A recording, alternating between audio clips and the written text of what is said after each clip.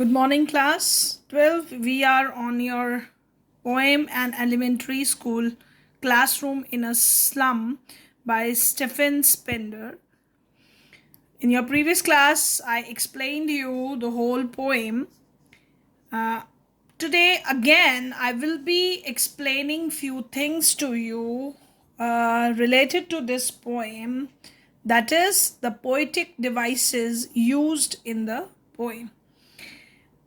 Although it was discussed when I was explaining you this poem earlier, but keeping in mind the kind of questions which you receive in your examination this year will be multiple choice questions. So you should be clear with all the poetic devices, and this poem especially has so many poetic devices used in this poem. Now, let's start with. So, here the poetic devices used in this poem are, first of all, it is metaphor. If we talk about metaphor, what are metaphors? It should be first clarified to you. It is that literary device that is used to make comparison. When we make comparison between two things which are not like, they are not similar, but something is there which is common in those things, then that is referred as metaphor. It will be more clear to you through examples. For example, they have written gusty waves. This is an example of metaphor. Future painted with a fog. Future painted with a fog. What does this mean? That fog is, which is not clear. The thing which is not clear. So their children future is not clear. It is in the fogs. Means that just as fog is not clear, one cannot see clearly in fog, same way the future of these slum children is like that. So directly they are referring it, so that is metaphor. Remember, simile we show the comparison, but metaphor is applied simile. We don't compare, rather we directly imply that. So the paper seeming boy. Now here they are not comparing the boy with paper, but they are referring that boy as paper. That means directly they are referring that boy as very thin with rat's eyes. That means they are not comparing that he is having the eyes like that of rat. Then it would be simile, but they are referring him as with rat's eyes. So it is a metaphor. Sealed in with lead sky. Again, the sky is simply referred as dark, full of clouds. So that means they are referring to lead sky means dark sky. So these all implied similes means metaphor. From fog to endless night, their time and space are foggy slum. All these things refer their dark future, and whose language is the sun, slag heap. They are directly implied similes. They are not being comparing the things, but rather they are directly referring him as slag heap, or whose language is the sun, that kind of thing. So many metaphors are used in the poem. Now next poetic device is simile. Simile is, as I told you, a metaphor is implied simile. In simile we compare things, where we compare by using like or as. In the poem, so many at so many places similes are used, that like rootless weeds the hair torn. Just as the rootless weeds are there, same way their hair are torn. So that comparison is done with like or as, that is simile. Their maps with slum as big as dome. So they have compared it with dome. So similarly, that is a simile. These children wear skin peeped through by the bones and spectacles of steel with mended glass like bottle bits of stone. So they are comparing it with bottle bits on stone. So this same thing when the two similar, although similes also unlike things are there, but similarity, some kind of similarity is there, so they compare it. So that is simile. Remember, metaphor is implied simile, where we don't compare directly, we write about it, but in simile we compare the things. Now, next is a repetition, which is used in this poem, this poetic device. When we repeat certain words or phrases in poetic to create that poetic effect, that is repetition. So example of that is break, oh break. So they have repeated the word break, oh break. So that is a repetition used in the poem. Next is alliteration. Now, what is alliteration? Alliteration, when the same sounding words, those have very closely connecting words, or they are adjacent words, when their sounds are similar, very closely they are written, or alternatively also, then they are called as alliteration. Far, far from. Now here, see, F, F. This is repeated, sounding the similar kind of sound. So it is an alliteration. Far, far from. So other than this, again, this is repetition. This kind of sound is repeated. That is alliteration. Remember, the words repeated, that is repetition. But when sounding words, alphabet is repeated, that is alliteration. A narrow street sealed in with a lead sky. See, street, sealed, sky, similar sounding words. That's why I have underlined it. What kind of words are being repeated and similarly sounding words with same alphabet. Surely Shakespeare. S is repeated. So this is alliteration used in the poem. Now next come our personification. Children, as I'm explaining all these poetic devices to you, it's not only that you understand this concept for this poem, but wherever you find, because these are poetic devices, we are referring it because we are using it in poem, but these same things are referred as uh, literary devices when we are reading some kind of text or a chapter. In that we called it as literary devices. So this should be clear, the concept should be clear to you, so that wherever you find the same kind of poetic devices, you can recognize it in the text, or you can recognize it in the poem, so that you are able to answer those questions which come in the examination based on these questions. Definitely in MCQs you will be getting the choice, but to understand that concept is very important, so then only you'll be able to answer the questions clearly. Now, personification, it is when we inanimated things or other things, this concepts are which attributes to human characteristics or non-human things like that, or animals, when we attribute human characteristics to it, so that is personification. If I say flowers are dancing, flowers basically don't dance, they move with wind or they move with air. We are comparing we are presenting those flowers as if they are dancing. So dancing is a human characteristic which we are referring to an inanimated object, that is flowers. So that is called as personification. That example I have given it to you. Now here from the poem, the example is there: civilized domes riding all cities. So riding is a feature which human being does. Nobody rides. This civilized domes cannot ride anywhere, but we are referring those domes as if they are riding all cities, they are moving to the cities. So that is a human characteristic referred here in this poem, so it is a personification.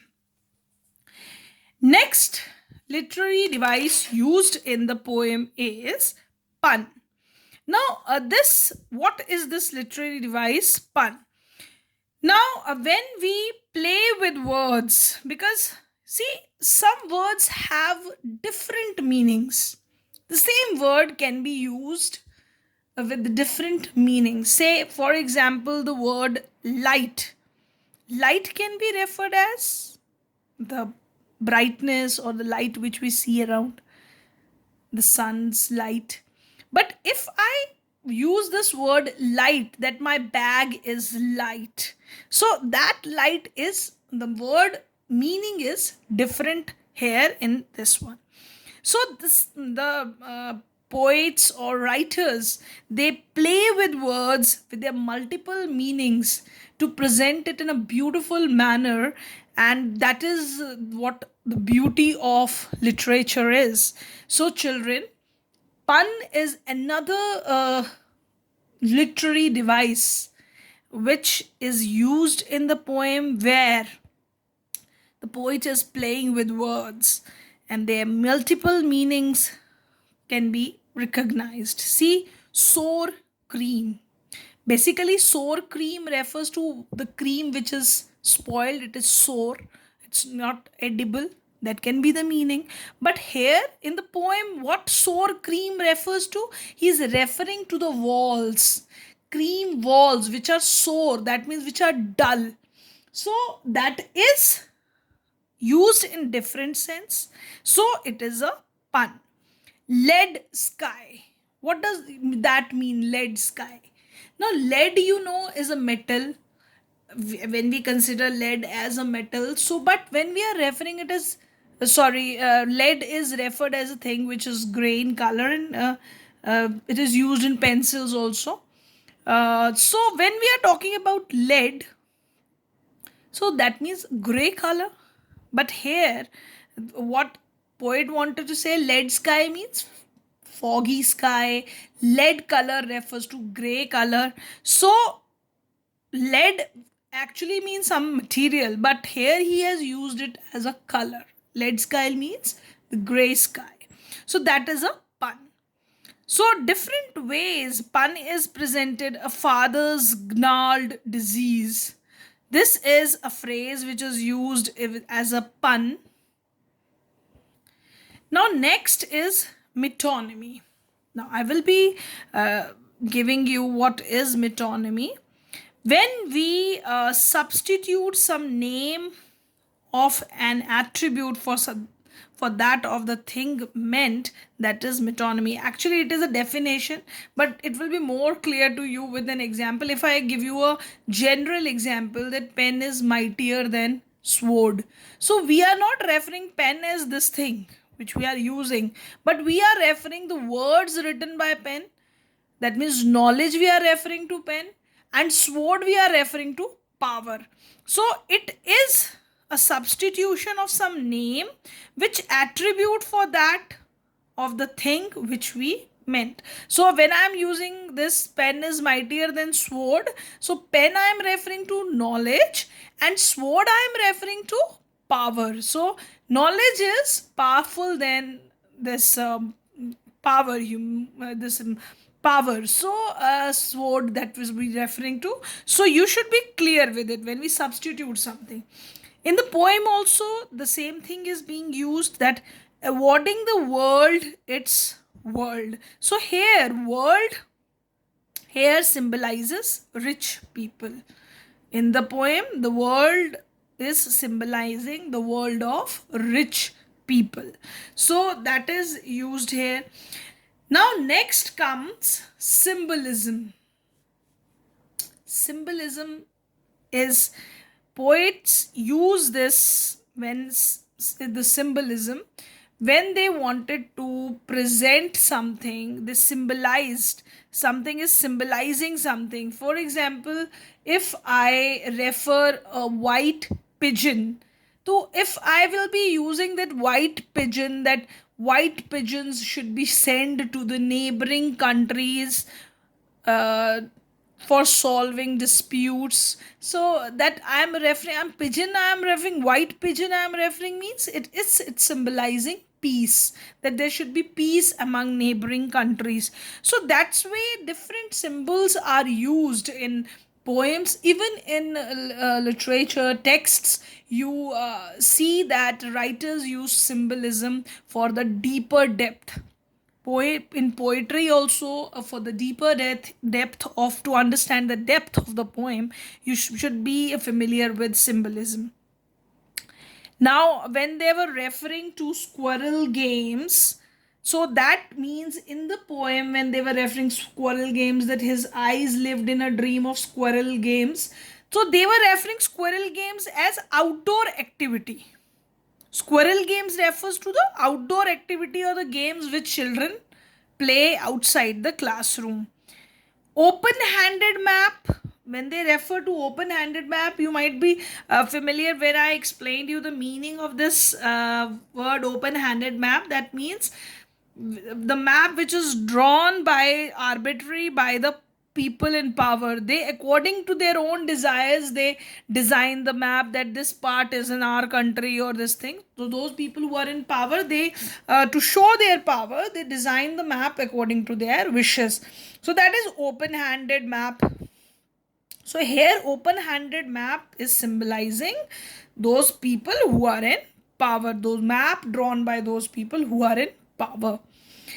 Map with slum as big as doom. So here this symbolizes map with slum as big as doom means these maps are so big.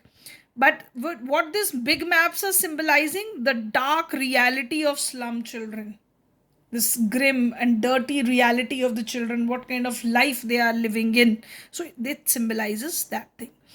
Fog, that symbolizing unclear future, bleakness, darkness in their lives.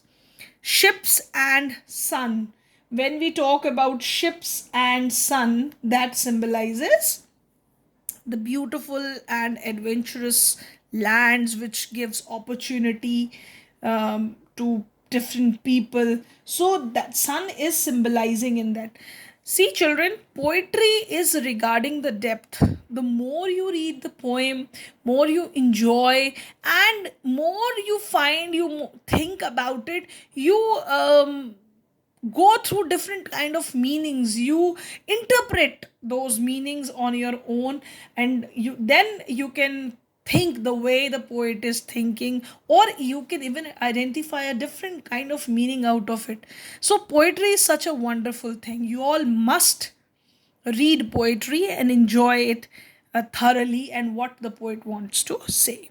Next comes our slag heaps. That means here it is symbolizing, slag heaps refers to dirty wastes. So what it is symbolizing, the industrial waste created in the areas of slum. So green fields again symbolizes opportunities. So children, today I have discussed so many questions with you related to this poetic devices.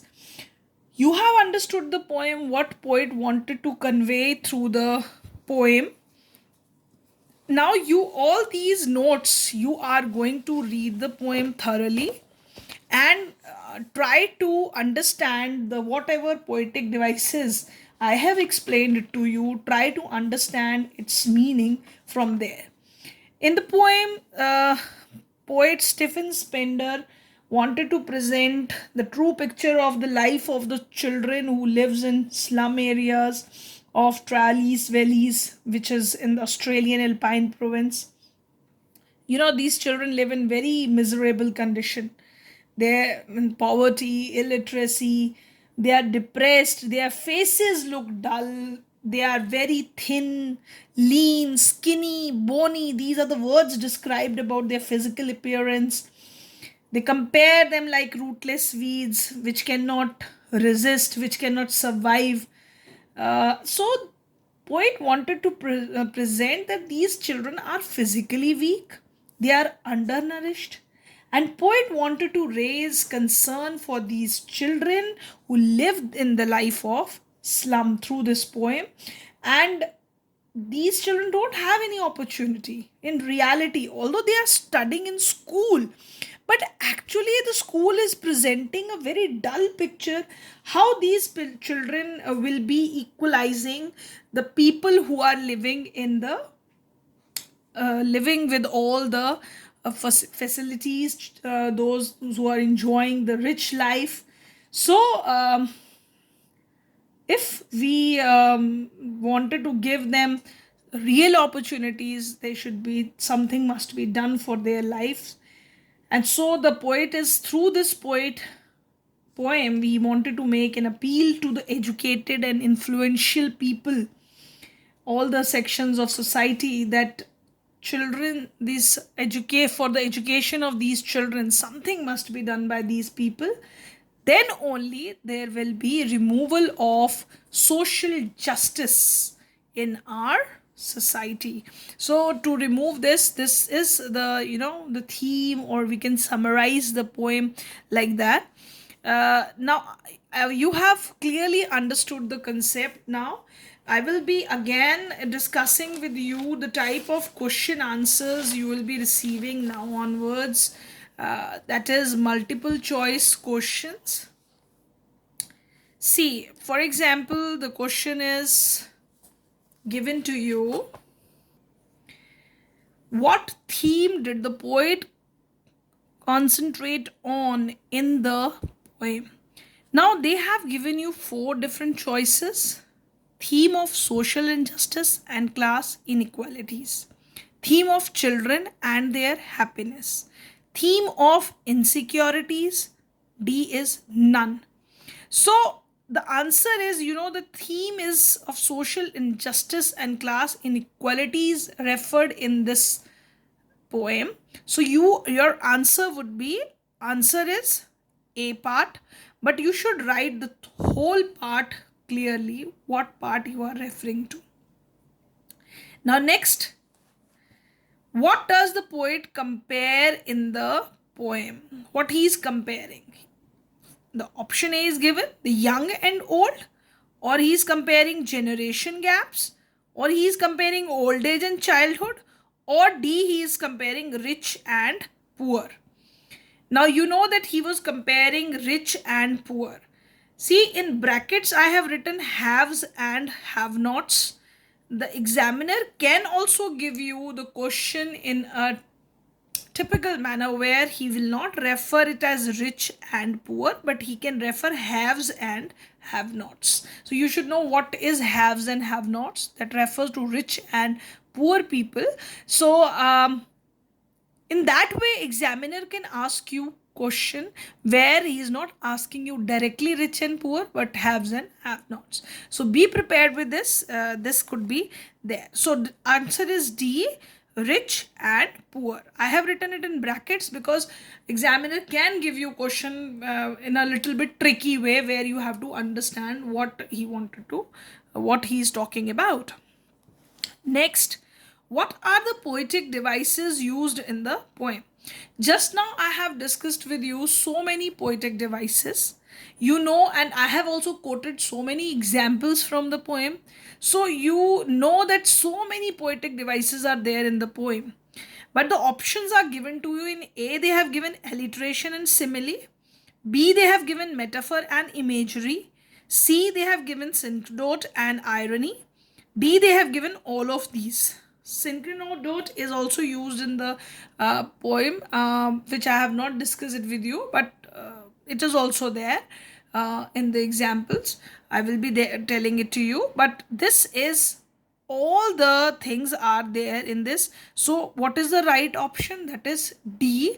So all of these is correct. So remember, if we are just leaving anything, now if you are understanding the poem, you only know about simile, or you only know about personification, or you only know some of the examples. So if you are not clear with the concepts in the poem, or if you are not clear with the poetic devices, or you are not clear with the theme or summary, you are not able to answer such questions. So be clear with the concept. So the answer is D, all of these. Next is your, what does the poet show through expressions? So blot their maps with slums as big as doom. Now, see in this the meaning, what poet want, what does he means through this lines. So explanation of the poem, understanding the concept is very important. So I have framed all the types of multiple choice questions for you here. The kind of questions do come in the examination. You have seen that understanding the meaning, understanding the deeper meaning, poetic devices, even the name of the poet, what is the meaning of the lines, all things are important. Multiple choice question does not mean everything is there for you, but understanding the concept is very important. Now they have given the option to explain their meaning. This plot the streets. What does this mean? Enjoy the maps, big maps. The slums spell doom for the poor. So the answer is that the slums are really a worse world for these poor children. So that is D option is right. So we have marked it and completely written it under the explaining the meaning, what the poet wanted to say through these lines. Next, again, the same kind of question I have framed, awarding the world its world. What do these words express? Now, again, you have to understand the meaning. The world is ours. What the poet wanted to say through this? The world is yours. The world belongs to the poor. The world belongs to the rich. It is explained in the poem that all the things are enjoyed by rich people, there are no opportunities for the poor. So actually poet wanted to say through this, awarding the world its world, that means the world, this should be awarded by this world means rich he is talking about the world which belonging to rich people, that we should award our world, the world of rich people, to these people who live in slum. So that is what poet wanted to say through this line. So I have explained you all the types of question answers, particularly multiple choice questions, but in the homework part, now you go through the poem, you can frame so many multiple choice question answers from this poem. I'll be giving you some reference to context questions as an homework, which you will be doing it in your notebook. Apart from that, these multiple choice questions you will be noting down in your notebooks. Thank you, class. Thank you very much.